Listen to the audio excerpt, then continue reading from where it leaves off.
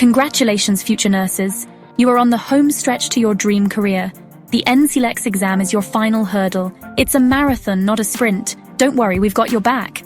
This power session focuses on medical surgical nursing, a huge part of the NCLEX. We'll cover 6 vital body systems. You'll learn how to apply your knowledge to real-life scenarios. Think of this as a cheat sheet for NCLEX Success. We'll use 2 key frameworks, PARE and ABCDE. PARE helps you break down medical conditions systematically. First, understand the pathophysiology, what's going wrong. Next, focus on assessment, what signs and symptoms to look for. Then determine the appropriate responses or interventions, what nurses do. Finally, evaluate. Did the interventions work? The ABCDE framework prioritizes patient care. Airway always comes first. Then, assess breathing. Next, address circulation. Disability or neurological status follows. Finally, consider exposure. Assess for other injuries or issues. Get ready to rock the NCLEX. Let's dive in. The correct answers to the questions asked in this chapter are: pathophysiology, understand what's going wrong. Assessment, identify signs and symptoms. Responses or interventions, determine what nurses do. Evaluate, check if the interventions worked. ABCDE, airway, breathing, circulation, disability, exposure. Respiratory issues are common in the hospital setting. Knowing how to manage them is crucial for NCLEX success. Let's compare and contrast 2 common respiratory conditions, COPD and asthma. COPD, or chronic obstructive pulmonary disease, is a progressive lung disease. Think of narrowed airways that make breathing difficult. Patients may have a chronic cough, shortness of breath especially with exertion, and wheezing. Asthma involves inflammation and narrowing of the airways. This causes episodes of wheezing, coughing, chest tightness, and shortness of breath. Unlike COPD, these episodes are often triggered by allergens, exercise, or infections. Pneumonia is another respiratory emergency you need to know. It's an infection of the lungs. Patients may present with fever, cough, chest pain, and difficulty breathing. The elderly are especially vulnerable. Pulmonary embolism, or PE, is a life-threatening condition. It happens when a blood clot travels to the lungs. Symptoms include sudden shortness of breath, chest pain often worse with breathing, and a rapid heart rate. NCLEX style questions. 1. A patient arrives at the ER with sudden shortness of breath and chest pain. Which assessment finding would make you most concerned about a pulmonary embolism? A. History of asthma. B. Productive cough with green sputum. C. Recent surgery and prolonged immobility. D. Elevated temperature and chills. Correct answer, C. Recent surgery and prolonged immobility. 1. You are caring for a patient with COPD. Which of these interventions is your top priority? A. Administering a bronchodilator as ordered. B. Providing oxygen therapy at 2 liters per minute via nasal cannula. C. Encouraging the patient to drink plenty of fluids. D. Teaching the patient about the importance of smoking cessation. Correct answer, A. Administering a bronchodilator as ordered. The cardiovascular system is another high-stakes area for NCLEX. Understanding heart failure and myocardial infarction is essential. Heart failure occurs when the heart can't pump blood effectively. It can be left-sided or right-sided. Left-sided heart failure causes fluid to back up into the lungs, leading to shortness of breath, especially when lying down. Right-sided heart failure causes fluid to build up in the body, leading to swelling in the legs, ankles, and feet. Myocardial infarction, or MI, is a life-threatening event. It happens when blood flow to the heart muscle is blocked, usually by a blood clot. Patients may experience chest pain, often described as crushing or pressure, shortness of breath, sweating, and nausea. Time is muscle. Acting quickly is crucial to minimize heart damage. Hypertensive crisis is a severe elevation of blood pressure that can damage organs.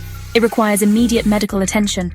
Patients may experience headache, dizziness, blurred vision, and nosebleeds. NCLEX-style questions. 1. You are caring for a patient with a history of heart failure. Which finding would indicate worsening heart failure? A. Decreased urine output. B. Dry cough. C. Weight loss. D. Bradycardia. Correct answer is A. Decreased urine output. 1. A patient presents to the ER with chest pain, shortness of breath, and sweating. What is your priority action? A. Order a chest X-ray. B. Draw a complete blood count. C. Administer oxygen and obtain an EKG. D. Assess the patient's pain level. Correct answer is C. Administer oxygen and obtain an EKG. The GI system can be tricky. Let's break down some common conditions. GI bleeds are a big deal. They can be upper or lower. Upper GI bleeds often present with black, tarry stools or vomiting blood. Lower GI bleeds usually result in bright red blood in the stool. Cirrhosis is scarring of the liver, often caused by alcohol abuse or hepatitis. C. Complications include encephalopathy, confusion due to a buildup of toxins in the brain, varices, enlarged veins in the esophagus that can rupture and bleed, and ascites, fluid buildup in the abdomen. Inflammatory bowel disease, or IBD, includes ulcerative colitis and Crohn's disease.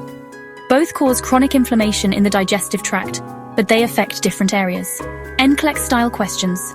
1. A patient with cirrhosis develops confusion and asterixis or flapping hand tremors. Which lab result would you expect? A. Elevated serum ammonia levels. B.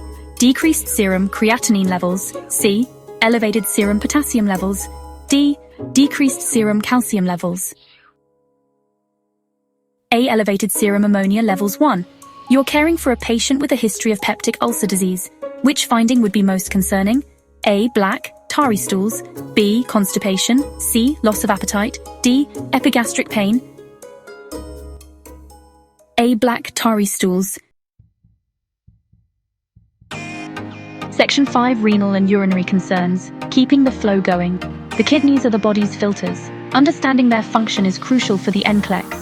Acute kidney injury, or AKI, is a sudden decline in kidney function. The Rifle criteria help classify its severity. Fluid management is key in AKI. Chronic kidney disease, or CKD, is a gradual loss of kidney function over time. Electrolyte imbalances are common in CKD. Patients need to follow a special diet to help manage their condition. Urinary tract infections, or UTIs, are common, especially in women. Prevention is key. This includes drinking plenty of fluids and urinating after intercourse. Untreated UTIs can lead to serious complications like kidney infection. NCLEX style questions. 1. A patient with acute kidney injury has a urine output of 100 milliliters in the past 8 hours. What is your priority intervention? A. Administer a diuretic as ordered. B. Notify the healthcare provider immediately. C. Encourage the patient to drink more fluids. D. Reassess the patient's urine output in 2 hours. B. Notify the healthcare provider immediately. 2. You are teaching a patient with chronic kidney disease about dietary modifications. Which statement by the patient indicates a need for further teaching? A. I should limit my intake of fruits and vegetables. B. I need to watch my protein intake. C. I should avoid foods high in phosphorus. D. I need to limit my fluid intake. A. I should limit my intake of fruits and vegetables. Section 6. Endocrine imbalances, mastering hormones. The endocrine system is responsible for hormone production. Imbalances can cause a variety of problems. Diabetic ketoacidosis, or DKA, and hyperosmolar hyperglycemic syndrome, or HHS, are two serious complications of diabetes. DKA is more common in type 1 diabetes, while HHS is more common in type 2. Both involve high blood sugar levels, but the key difference lies in the presence of ketones. Ketones are present in DKA, making the blood acidic. Thyroid crisis is a life-threatening condition caused by an overactive thyroid gland. Patients may experience a rapid heart rate, high fever, and altered mental status.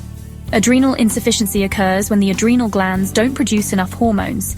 It can lead to a life-threatening condition called Addisonian crisis. NCLEX style questions. 1. You are caring for a patient with type 1 diabetes who presents with rapid breathing and fruity smelling breath. Which lab result would confirm your suspicion of diabetic ketoacidosis?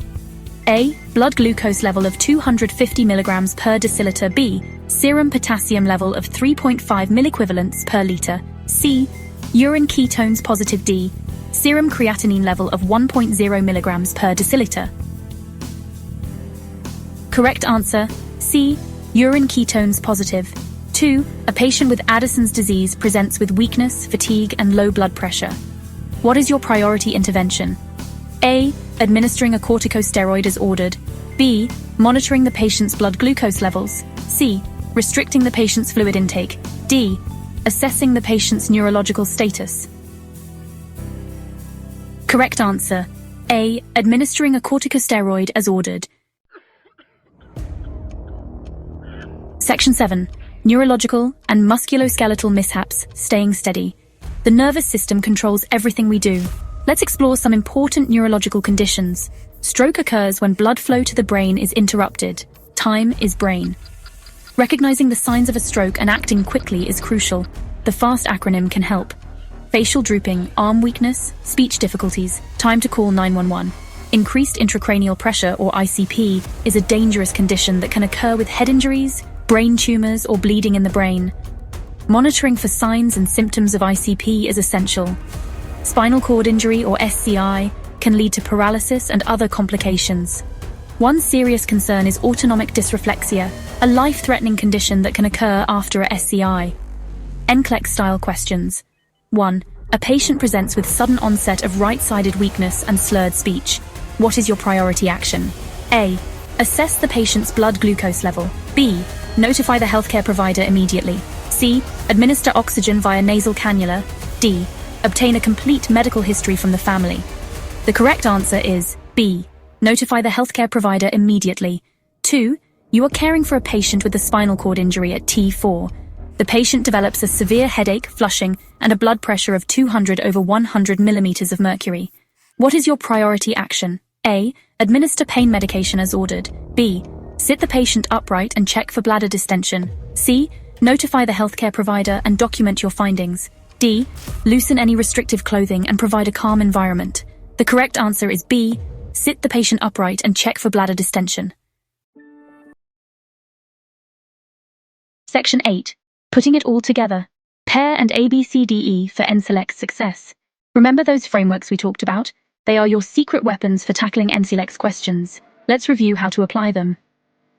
PARE stands for Pathophysiology, Assessment, Responses, Interventions, Evaluate. Pathophysiology. Understand the underlying cause of the patient's condition. Assessment. Identify relevant signs and symptoms. What would you expect to see based on the pathophysiology?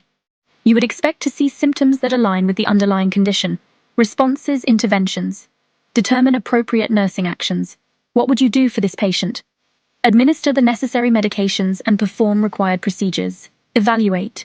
Consider the effectiveness of interventions. Did the patient improve? Are there any complications?